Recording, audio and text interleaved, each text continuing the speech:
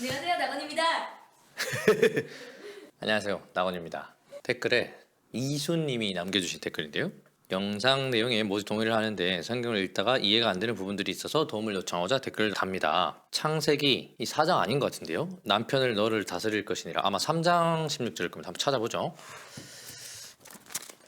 예, 3장 16절입니다. 4장 16절이 아니고 보면은 남편은 너를 다스릴 것이니라. 9절 제가 읽어보겠습니다. 또 여자에게 이르시되 내가 내게 임신하는 고통을 크게 더하리니 내가 수고하고 자식을 낳을 것이며 너는 남편을 원하고 남편은 너를 다스릴 것이니라 하시고, 요 9절인 것 같아요. 그리고 디모데전서 2장 8절 9절 같이 한번 보기나 보죠. 일단 보고 뭔가 생각을 해봐야겠죠. 디모데전서 2장 8절 그러므로 각 처에서 남자들이 분노와 다툼이 없이 거룩한 손을 들어 기도하기를 원하노라. 거룩한 손을 들어. 또 이와 같이 여자들도 단정하게 옷을 입으며 소박함과 정절로서 자기를 단정하고 따은 머리와 금이나 진주나 값진 옷으로 하지 말고, 여기까지가 일단 요 성경 구절을 드신 다음에 창세기는 문맥상 남편은 아담을 의미하는 것 같은데 이건 어떻게 받아들여야 할지 혼란스럽다. 또한 디모데전서 같은 경우에 9절은 여자를 나로 해석이 가능하나 8절은 이해하기가 어렵다. 이제 이런 식으로 댓글을 남겨주셨어요. 이 영상은 성경은 과연 남녀차별인가? 그리고 바울은 여현분자인가? 라는 이 영상이 하나 있는데 궁금하신 분들은 일단 그 영상을 한번 보고 오시고, 그리고 처음 부분만 보시고 판단하지 마시고 일단 전체 내용을 한번 다 들은 다음에 종합적으로 판단하시기 바랍니다. 그리고 나서 일단 이분께서는 일단 동의된다는 거에 좀 놀랍네요. 보통 이 내용 자체를 부정하거나 하시는 분들도 상당히 많은데 다양하죠. 해석은 항상 다양하게 각각 나오니까요. 다른 분들은 그렇다 치고 이분이 갖는 질문을 한번 같이 나눠보려고 합니다. 처음부터 차례대로 가면 좋겠죠. 이거 한번 끼워놔야겠어요. 다시 돌아올 테니까. 이 전 구절을 읽어보면요. 내가 너로 여자와 원수가 되게 하고 네 후손도 여자의 후손과 원수가 되게 하리니 여자의 후손은 내 머리를 상하게 할 것이요 너는 그의 발꿈치를 상하게 할 것이니라 하시고, 요 15절 내용 있잖아요. 요거 보면 이 발목 잡고 태어난 애 이름 뭐였더라? 이름 기억이 안 나는데 에서의 발목을 잡고 태어난 야곱, 요 사람 생각도 나고요. 그리고 여기 계시록에 보면 그 여자의 후손에 대해서 언급도 나오고 다양하게 나오고 있어요. 그리고 당연히 예수님이 직접 오셔서도 그 이 후손과 과연 누구를 의미하는가에 대해서 되게 많이 암시하고 있고요. 물론 이거를 성경을 전체로 다 이 이야기를 다 진행해 버리면 답변이 너무 길어지고 호흡이 너무 길다 보니까 이해 못하는 경우가 너무 많으니까요. 깔끔한 결론부터 말씀드리겠습니다. 지금은 마치 아담이 하와를 다스리는 형태, 즉 남편과 부인 또 육적인 남자와 육적인 여자의 관계로서 느껴질 수 있겠으나 그런 내용은 아니라는 겁니다. 지금 왜 이런 고통을 받게 되었습니까? 따먹지 말라는 선악과를 따먹고 나서 받은 내용들이죠, 이 내용들이. 근데 그 선악과가 뭐 하는 내용이었나요? 이 이야기를 진행하려면 원죄에 대한 이야기와 그 자범죄 이런 이야기를 해야 되는데, 물론 이건 신학적 용어 다 필요 없고 우리가 항상 교회 가면 듣는 말이 우리는 죄인입니다. 이런 얘기를 많이 듣게 됩니다. 제 질문은 왜 죄인입니까? 라는 질문이 절로 나와야 된다고 생각하고, 그냥 막연하게 너네들은 죄인이야 그러니까 죄인이야, 너네들 나쁜 짓 많이 짓지? 그러니까 죄인이야, 이런 무책임하고 사람의 마음을 정죄하고 그 빌미로 삼아서 우리를 노예화시키는 그런 것이 아니라 실질적으로 이러이러한 죄 때문에 내가 죄인이다라는 어느 구체적인 그런 것이 필요하다는 거죠. 그러면 항상 끄집어 나오는 게 아담의 원죄입니다. 그리고 하와의 원죄입니다. 선악과를 따먹으로 말미암아 한 인간이 범죄함으로 말미암아 죄가 인간에게 들어왔다. 그리고 한 인간의 대속 제물로 말미암아 우리의 모든 죄가 사해졌다. 어디서 많이 듣던 스토리죠. 그러면 나는 그 원죄를 갖고 있는가? 내가 아담의 하와의 후손이기 때문에, 물론 이제 기독교 이 성경적인 가치관을 믿는 이 세계관을 믿는 사람들은 아담과 하와의 후손이라고 믿겠죠. 그 후손이기 때문에 나는 그들의 죄로 말미암아 내가 원죄를 갖고 있다. 그리고 물론 일상생활에서 대부분의 사람들이 주장하는, 물론 이게 법을 잘못한 걸 말하는 건지 성경적인 죄를 짓는다는 걸 말하는 건지 모호함은 있지만 어쨌든 그러한 여러 가지 죄들로 말미암아 나는 죄인이다. 어떤 그 양심의 가책을 느끼게 해서 하는 이 정죄, 마음의 가책. 그러나 재미하고 신기한 점은 하나님께서는 결코 연좌제를 하지 않으신다고 하셨거든요. 즉 아비의 죄를 아들에게 물리지 않겠고 윗대든 아랫대든 연좌제를 물리지 않는다고 했습니다. 에스겔 18장을 보시면요, 또 여호와의 말씀이 내게 임하여 이르시되 너희가 이스라엘 땅에 관한 속담에 이르기를 아버지가 신 포도를 먹었으므로 그의 아들의 이가 시다고 함은 어찌 됨이냐. 주 여호와의 말씀이니라. 내가 나의 삶을 두고 맹세하노니 너희가 이스라엘 가운데서 다시는 이 속담을 쓰지 못하게 되리라. 쭉 넘어가세요. 8절. 그의 아버지는 심히 포악하여 그 동족을 강탈하고 백성들 중에서 선을 행하지 아니하였으므로 그는 그의 죄악으로 죽으리라. 그런데 너희는 이르기를 아들이 어찌 아버지의 죄를 담당하지 아니하겠느냐 하는도다.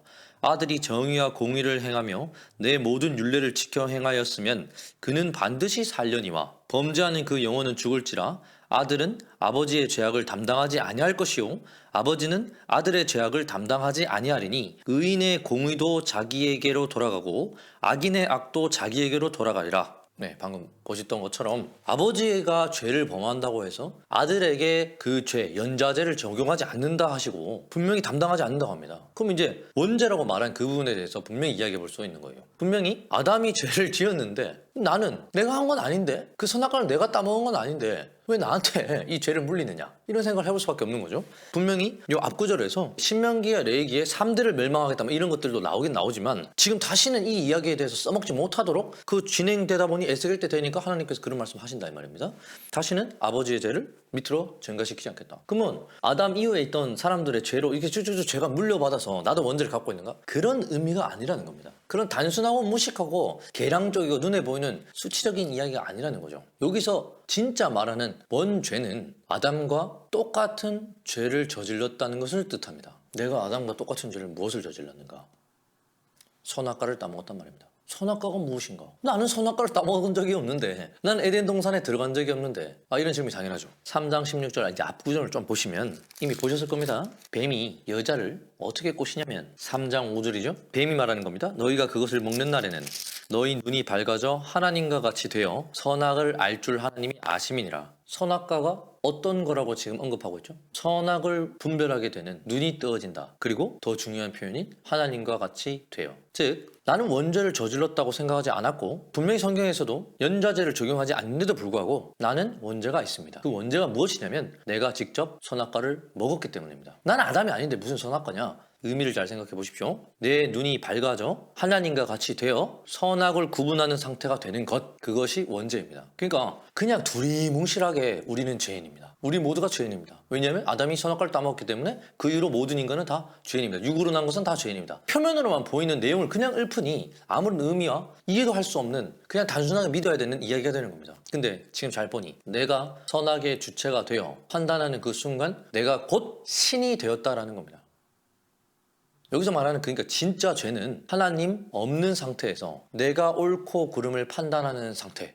이것은 옳아, 이것은 글러. 가치관적으로 그것이 유교적 가치관이 돼도 마찬가지입니다. 유교적으로 노인을 공경하는 것이 옳은 것이지요. 근데 그것은 유교적 가치관이라는 겁니다. 성경에서 말하는 하나님께서 말씀하시는 가치관과는 전혀 상관없는 우리가 이 한국 문화에서 자랐기 때문에 유교적 문화권에서 자랐기 때문에 갖는 우리만의 가치관이라는 거예요. 우리만의 선악과 옳은 그런 것이라는 거예요. 어른들한테 존댓말하기. 어른들이 식사할 때 젓가락 뜨신 다음에 그 다음에 젓가락 뜨기. 이거 다 성경에 적힌 것이 아니라 우리가 갖고 있는 우리의 판단 기준에 의해 만들어진 율법적 가치관이라는 거죠. 요약하면 내가 곧 신이 된 것이 원죄를 갖고 있는 것입니다. 그러니까 우리는 선악과를 따먹은 거죠. 그래서 우리가 죄인인 겁니다. 저기 지나가다가 침 칵 뱉었다고 해서 죄인이 아니고 그 뭐 닦으면 되는 거 아닙니까? 그런 고작해서 그 수준에 말하는 죄는 이미 하나님 별로 관심도 없으시고 언급조차 하지 않으십니다. 하나님의 진정 관심이 있는 것은 우리의 영이라고 하지 않으셨습니까? 우리 그 자체. 근데 어차피 곧 있으면 버려질 이 육에 대해서 하나님이 그렇게 집착하실 것 같습니까? 별로 관심도 없고 필요도 없습니다. 육의 것은 육의 것으로 돌아가거라. 나는 관심도 없다. 그러나 연합된 나의 자녀는 내가 챙기겠다. 라는 게 결국 하나님의 원하시는 부분 아니겠어요? 그래서 결론, 16절의 결론. 여기 이제 나를 한번 대입해 보겠다 이 말입니다. 내가 여자가 된 겁니다. 여자. 근데 나라는 존재가 임신. 난 남자인데 무슨 임신을 합니까? 분명 신약 후반부에 하나님의 아들들로부터 또는 진리의 씨를 받아 그 진리의 씨가 잉태하는 것이라고 표현되어 있는데 그냥 언뜻 보면 또 육적인 임신을 이야기하는 것 같지만 그거랑 관련 없습니다. 물론 겉으로 표면에 드러나는 건 실제 사실이 맞지요. 해산의 고통, 잉태의 고통. 이거 제가 그 바울 이야기에서도 인용했던 성경 말씀과 똑같지 않습니까? 해산의 고통으로 말미암아 구원에 이르라. 여기도 똑같죠? 내게 임신하는 고통을 크게 더하리라. 임신한 나한테 진리의 씨앗을 주어서 그 진리의 씨앗이 낳게 되는 것, 진리의 말씀을 낳는 것으로 비유한 겁니다. 비유. 나라는 존재가 예수 그리스도로부터 성령이 나에게 와서 나에게 말씀으로 풍성이 되는 그 상태를 의미하는 것이지요. 그리고 너는 남편을 원하고 남편은 너를 다스릴 것이라. 이 남편이란 게 이미 바울 그 말씀에서 인용했지만 예수 그리스도가 우리의 참된 남편이십니다. 사마리아인 남편 예제에서도 나타나는데 너희의 진짜 남편 누구냐? 너의 진짜 남편 누구입니다. 누구냐? 이런 질문을 예수님이 직접 하시기도 하십니다. 그러니까 진짜 남편이 누구냐? 물론 예수 그리스도입니다. 근데 그 전에는 그럼 진짜 남편이 누구인가? 남편은 나를 다스리는 분인데 그 남편이 예수 그리스도여야만 하는데 그게 없고 나라면 내가 나를 다스리고 있는 상태, 곧 내가 주인된 상태. 그것을 의미하는 거예요. 이 3장 16절은 우리가 앞으로 어떻게 구원의 길에 이르게 되는지의 계략적 표현입니다. 아담은 장차 오실 자의 예표라고 했으니 말씀하신 부분을 그대로 추측한 내용을 그대로 인용해 보자면 왠지 이 구절에서 남편은 아담인 것 같습니다. 맞습니다. 그 아담이 장차 오실 자의 예표로 하셨으니 예수님께서 우리에게 오시는 모습을 보여주고 있는 겁니다. 그러면 처음에 오신 그 예수는 나를 어떤 식으로 지배하고 다스리냐면 몽학선생, 율법으로서 우리를 지배하고 다스리게 됩니다. 이건 갈라디아서에 나와 있죠. 초등선생, 율법은 우리를 몽학선생으로서 초등선생으로서 우리를 다스리고 장차 예수 그리스도께로 인도하실 목적으로 갈라디아서에 분명히 나와 있습니다. 자, 다시 결국 이 내용은 분명 어렵습니다. 어렵지만 큰 의미의 맥락을 정확하게 파악한다면 그냥 성경 전체를 꿰뚫어서 볼 수 있게 됩니다. 나라는 존재가 누구로부터? 내가 주인이 되어 사는 삶 자체가 바로 원죄를 범한 것입니다. 내가 주인 된 거죠. 죄악을 범했습니다. 그러면 하나님께서 나를 통치하셔야 되는데 지금 내가 주인 된 상태니까 하나님이 통치할 수 있습니까? 없습니까? 없지요. 그렇기 때문에 하나님께서 율법으로 우리를 죽이시려고 합니다. 그 율법이 누구냐? 예수입니다. 예수. 예수가 무슨 율법? 태초에 말씀 되신 예수. 말씀으로 오신 예수. 그렇기 때문에 이 말씀이 우리에게 오면 어떻게 작용하냐면 우리가 어떻게 해석하면 내 뜻과 내 마음대로 해석을 하지요. 사람은 죽이면 안 된다. 강간하면 안 된다. 거짓말하면 안 된다. 내 뜻대로 지금 해석을 했죠. 그러면 지킬 수 있습니까? 없습니까? 못 지키죠.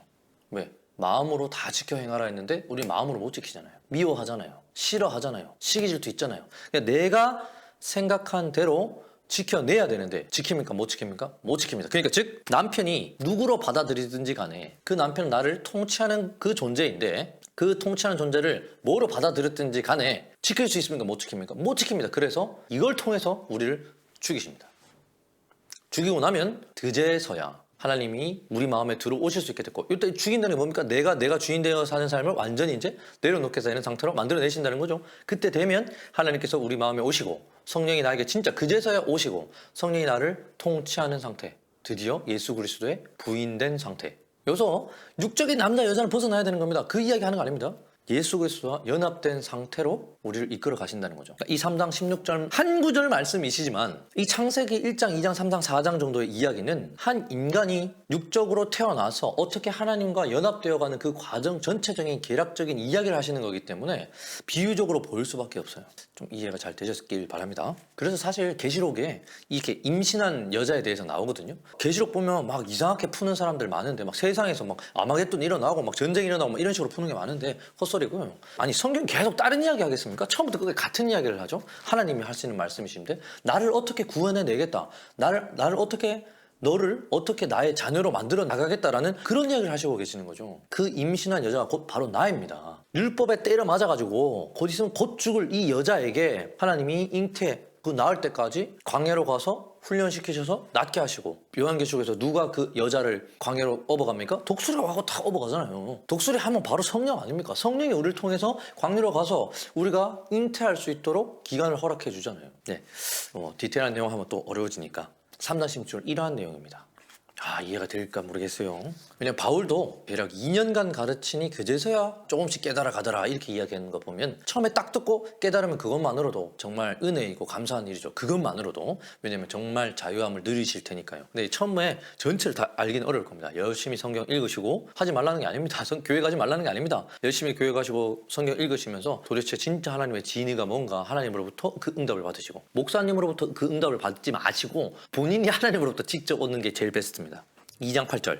그러므로 각처에서 남자들이 분노와 다툼이 없이 거룩한 손을 들어 기도하기를 원하노라. 또 이와 같이 여자들도 단정하게 옷을 입으며 소박함과 정절로서 자기를 단장하고 따은 머리와 금이나 진주나 값진 옷으로 하지 말고. 물론 이 8절 구조는 그 당시 이제 바울이 디모데 교회에서 일어나는 일에 대해서 서술한 것으로도 볼 수 있겠으나, 이걸 잘못 받아들이게 되면 마치 남자는 교회에서 어때해야 하며 율법이 됐죠. 그리고 여자는 교회에서 어때야만 하다 라는 율법이 되게 되죠. 그래서 교회에 좀 이쁘게 꾸미고 오는 자매들한테 교회 어르신들이 뭐라고 하죠? 손가락질하죠. 예? 짧게 치마 입거나 하거나 귀걸이 이게 닦거나 비싼 거 반지 끼거나 하면 뭐라고 하죠? 사실 그들 모두가 돈 기준으로 장로 뽑고 다 하는 거 알면서, 그리고 항상 그들 마음에는 제발 세상의 복 하나님께로 받기 원합니다 이렇게 씨부리면서 실제로 그렇게 잘 나가는 여자 이제 자매나 또는 아줌마 집사님 보면은 이거 저 집사가 저렇게 치마 입고 짧게 입고 다니는 이런 비난을 내어놓으면서 구절 인용하는 경우가 많죠. 근데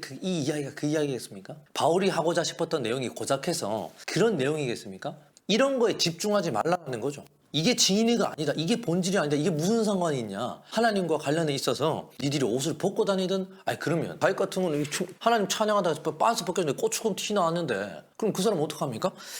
아주 정절하지도 않고 소박함도 없고, 그러면 그 왕들 그냥 몰살이겠네. 다 지옥 가야겠네. 그런 의미가 아니라는 거죠. 그런 의미가 전혀 아니라는 거죠. 그리고 여기서 8절이나 9절이나 다 똑같은 내용으로 볼 수 있는데, 정절이라는 단어에 대해서 한번 해석을 해드릴게요. 무엇이 정절인가? 그럼 또 교회에서는 어떻게 주로, 또는 사람들은 어떻게 정절을 해석하냐면 혼전순결, 문란하지 않는 성생활, 이런 쪽으로 해석하는 경우를 많이 봐요. 그리고 정절하니까 마치 옛날 유교적 관습 안에서 정절이라 하면 흔히 말하는 만며느리감 같은 사람. 너무 추상적이어서 이해도 잘 어려운데 어른들 말에 순종하고 항상 옷은 길게, 손 같은 거는 바깥으로 이제 보이면 안 되니까 항상 이렇게 최대한 가리고, 당연히 바지, 치마 긴 거 입고, 그다음 당연히 이제 이 보석 같은 건 좀 겸손하고 절제하고 그런 위주의 내용이라고 정절을 받아들이는 경우가 많죠. 그러나 진짜 정절이 이거일까요? 진짜 물러남이 이거일까요? 가늠하지 말지니라.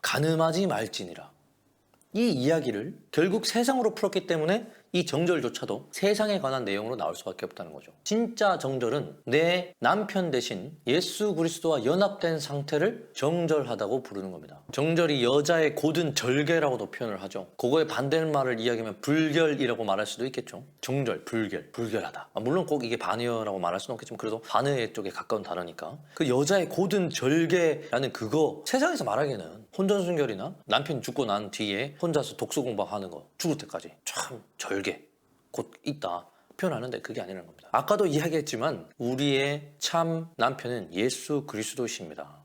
근데 내가 그 예수 그리스도를 내팽개치고 다른 남편을 만나고 있으면 이것이 곧 간음이요, 불결이요, 정절하지 않은 것이지요. 왜? 내 진짜 남편은 예수 그리스도시니까. 그러면 나는 예수 그리스도를 내 남편으로 맡고 싶은데요. 나는 지금 다른 남편 안 만났는데? 나는 다른 남편 없는데? 그래서 아까 이야기랑 일맥상통한 이야기가 되는 겁니다. 우리는 남편 누구를 섬기고 있냐면 율법을 섬기고 있습니다. 무슨 말이냐. 율법 당연히 섬겨야 되는 거 아니냐. 율법은 애초에 그리스도께로 인도하는 몽학 선생, 초등 선생이라고 했어요. 그 율법을 지킬래야 지킬 수 있습니까? 없습니까? 못 지키고 있죠. 그게 사실은 제대로 지키지도 않고 있을 뿐더러 율법을 나의 남편이 굳게 붙잡고 믿고 사는 거죠. 그러나 분명히 말씀은 진짜 유대인은 표면적 유대인이라 이면적 유대인이라 그 안에 진을 알아먹어야 진짜 유대인이 되는데, 분명히 그 이면은 예수 그리스도, 십자가 사건 이후에 그 예수 그리스도를 만나야만 우리가 진짜 예수님을 만나게 되는 것인데, 앞모습 예수, 내가 생각하는 예수, 내가 믿고 있는 예수, 교회에서 가르치는 예수, 밖에서 세상에서 배운 예수, 율법적인 모든 가치관과 관념, 유교적 관습, 옳다고 여기는 것들, 법, 이런 것들을 믿고 산다는 거죠. 그럼 누구로부터 통치받는 겁니까? 하나님으로부터 통치받는 겁니까? 내가 믿고 굳게 믿고 가르침 받았던 세상의 것을 통해서 내가 가르침 받고 통치받는 겁니까? 그러니 나는 가늠한 여자가 아니겠습니까? 그래서 정절이 없는 것이지요. 정절을 지키라고 하는 것은 예수 그리스도 이외의 모든 것이 똥똥어리, 배설물이라고 말한 바울처럼 예수 그리스도 이외의 나머지 모든 것을 다 가짜라는 것을 깨닫고 오직 예수 그리스도로부터 얻는 참된 지식이 진짜라는 걸 아는 상태, 그 상태를 말하는 겁니다. 불결이 뭔지를 모르니까 성적 문란함을 불결로 이야기하는 겁니다. 두 마음을 품는 것이 불결이지 성적 문란함이 불결이 아니라는 겁니다. 육적으로 굴리는 뭐 별로 관심도 없어요. 두 마음이 품는 것이 불결이라는 겁니다. 두 마음 또 뭡니까? 또 같은 내용이에요. 하나님과 세상에 발 걸쳐놓고. 근데 또 이야기하니까 뭐 세상 사람 어떤 하나님이 원하는 사람 둘 다 그들이 생각하는 건 다 세상적인 거예요. 그걸 이야기하는 게 아니라는 겁니다. 오직 예수 그리스도만 이루어진 상태. 그래서 결론은 8절, 9절 남자들이 분노와 다툼 없이 한번 질문 한번 해보겠습니다. 지금 질문하신 분이 남성인지 여성인지 모르겠으나 아니 다른 사람들을 봐도 마찬가지예요. 화를 내고 있지 겉으로 표현하고 있지 않다고 해서 상대방이 분노하거나 다툼이 없다고 어떻게 확신하죠? 왜냐하면 예수님께서는 그 기준을 아주 명확하게 해주셨는데 속으로 화내거나 속으로 미워해도 그거 죽인다고 그랬어요. 사형이라고 했어요. 형제를 라가라 하는 자마다 다 뒤진다고 그랬어요. 그리고 너희가 99개를 지키고 1개를 어기면 다 어긴 걸로 취급한다고 그랬어요. 다시 한번 질문하죠. 남자들이 분노와 다툼이 없이 거룩한 손을 들어 기도하기를 원하노라. 분노와 다툼 없는 존재가 존재합니까? 여기서 말하는 분노와 다툼이 역시나 그것이 아니고 다른 것이었다는 걸 깨달아야 된다는 거죠. 내가 누구와 다툼하고 있습니까? 내가 누구하고 다툼하고 있습니까? 예수님하고 다툼하고 있지 않습니까? 나의 형제 대신 예수 그리스도, 맏아들 대신 예수 그리스도. 그래서 나 또한 맏아들 삼아 주시겠다고 하시는 분이 하나님 아니십니까? 왜? 내가 예수 그리스도와 연합했기 때문에 나 또한 맏아들로 삼아 주셔서 오직 맏아들만 무슨 권세? 하늘 기업의 상급 그 열쇠를 주신다고 했잖아요. 맏아들한테만. 마지한테만 줍니다. 그래서 장자의 축복도 다 마지가 받았잖아요. 물론 실질적으로는 에서와 야곱 같은 경우는 야곱이 받지만 결국 그 야곱이 받았던 게 뭡니까? 첫째는 죽고 둘째가 살아났다는 거죠. 그리고 모든 성경책의 모든 대부분의 인물들이 아브라함도 사라 이름 바뀌죠. 신약에서 벌써 사울 바울 이름 바뀌죠. 첫째에서 둘째로 옛날 율법에서 살다가 예수 그리스도의 삶으로 완전히 넘어가는 상태. 그걸 의미하는 거잖아요. 다툼은 누구하고 하고 있습니까? 지금 현재 예수로부터 내가 항상 읍소당해서 고발당하는 상태로 살고 있잖아요. 율법 너 지켰어 못 지켰어? 너 잘못했잖아. 양심의 가책 느끼라고. 네가 갖고 있는 그 생각으로 내가 너를 판단해 주겠다? 너 지금 지켰어 못 지켰어? 못 지켰잖아. 누구랑 계속 다툼하고 있어요? 예수님이랑 다툼하고 있잖아요. 그래서 예수가 어느 누구에는 거친 돌이 되고 어느 누구에는 건축가의 모퉁이 돌이 된다고 했다는 것이 똑같은 예수님이신데 나에게는 계속 마음의 가책과 마음의 양심을 계속 후드로 패는 너 잘못했지 초등선생으로서 역할을 계속 하고 있잖아요. 다툼이죠. 이 다툼은 언제 끝나느냐? 내가 이것에서부터 죽고 완전한 해방을 이뤘을 때 이것이 내가 내 뜻대로 품고 사는 나의 죄의 기준이었구나. 이게 나의 기준이었구나 라면서 하나님으로부터 드디어 죽임 당했을 때 목베어짐 당했을 때 요한계시록 목베어짐 당했을 때 드디어 순교 진짜 순교 드디어 하나님으로부터 말미암아 부활신앙 하나님과 연합하여 진짜 살아나게 되는 예수님이 계속 우리의 마음을 두드리고 있단 말입니다. 근데 어떻게 두드려요? 우리가 그냥 예수님 막 들어온다고 하시는 그럼 우리 인간 어떻게 해요? 난 내 뜻대로 살고 싶은데 좀 나를 내버려둬서 내가 하나님한테 가갖고 교회 가갖고 열심히 하고 있지 않습니까? 이 정도 했으니까 내가 세상에 이 정도 좀 잘 살게 해줘야지. 거의 토테니즘적인 신앙. 분노와 다툼이 없이 거룩한 손을 들어 기도하기를 원하노라. 그렇구나. 하나님과 연합된 상태. 그래야만 가능한 일이구나. 그래서 결론은 뭐냐? 성경을 많이 보면 좋지요. 그 내용의 중심에는 나라는 존재를 하나님께서 어떻게 해서 자기 자신의 아들, 자기의 자녀로 만들어가는가. 하나님이 나를 어떻게 예수 그리스도와 연합된 상태로 만들어 가시는가에 대한 내용이 여기에 서술되었더라는 거죠. 물론 이 내용 자체가 이해 안 되는 사람이 태반입니다. 그러니까 세상에서 어떻게 해서든 이 세상을 한번 천국으로 만들어 보려 애쓰고 있죠. 그러나 하나님께서는 지금 이 눈에 보이는 지구를 천국으로 만들 생각이 없으신 분입니다. 이 지구는 지구로서 역할을 잘하고 있어요. 어떤 역할? 하나님의 자녀들을 걸러내주는 에클레시아, 건진받은 자들을 만들어내는 도구로서 잘 활동하고 있습니다. 하나님 계획 아래 없는 건 없다고 했어요. 그러니까 지구의 잘못된 상황들도 아주 잘 돌아가고 있는 거예요. 지금은 해결됐지만 과거에는 이상했던 질문. 저기 북한 사람들도 그렇고 독재자 밑에 있는 것도 그렇고 왜 그런 것들을 보면은 최근 같은 경우 미얀마 군부 사태 이런 것 같은 경우에 중국도 마찬가지고 그다음 아프리카에 예를 들어서 못 먹고 사는 사람들 있다면 그런 사람들 다 왜 하나님 그럼 왜 그 자들을 다 내버려 두시는가? 하나님 그럼 악신인가? 하나님 악취가 있나? 왜 하나님은 침묵하시는가? 이런 질문들 많이 해요. 그럼 거기다 답변 막 여러 가지 나오죠. 아니요.